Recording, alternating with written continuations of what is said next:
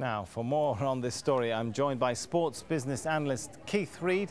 He's in Hartford, Connecticut. Good to have you with us. Look, we all know the controversy surrounding Donald Sterling's ownership of the Clippers and comments which were recorded. But other than that, why does it really matter who owns the Clippers? Why is this such a big deal?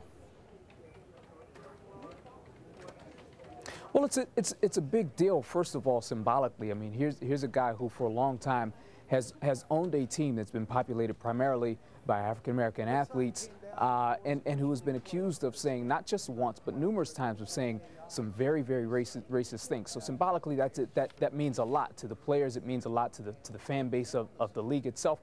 It's also a big problem for the league. As long as Donald Sterling continues to own the team, you had some sponsors who threatened to pull out. And the NBA is a league that has revenue sharing. So if Donald Sterling remains the owner of the team and sponsors want to pull out because of that, then every other owner in the NBA potentially faces the loss of revenue. Okay, now what does that mean, the loss of revenue, in terms of for the team, for fans, for the way that the networks cover NBA?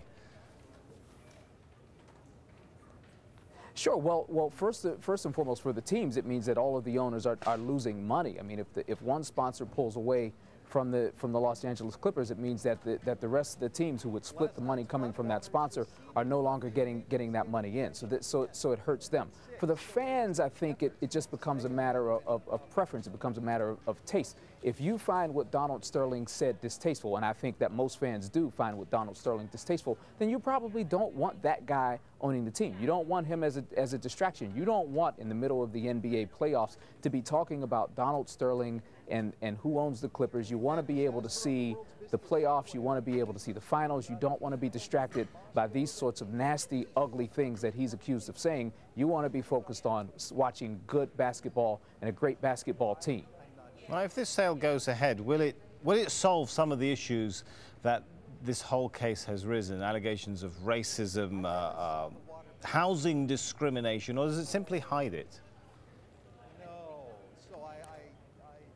No, it would make it go. I mean, once Donald Sterling is removed as the owner of the team, once the sale goes through, if it does indeed go through, then all of a sudden you've got a new ball game. You've got Steve Ballmer. He's going to be an aggressive guy, as your package said before we came on.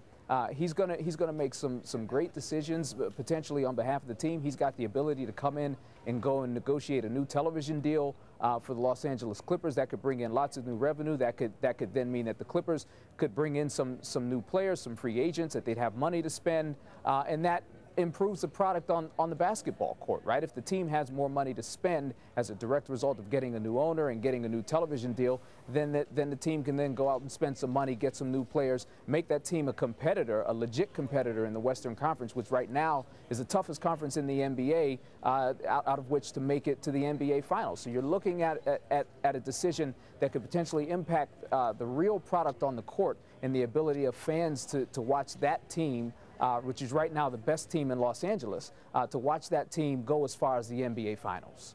All right, let's hope for a happy ending to this one. Thanks so much, Keith Reed.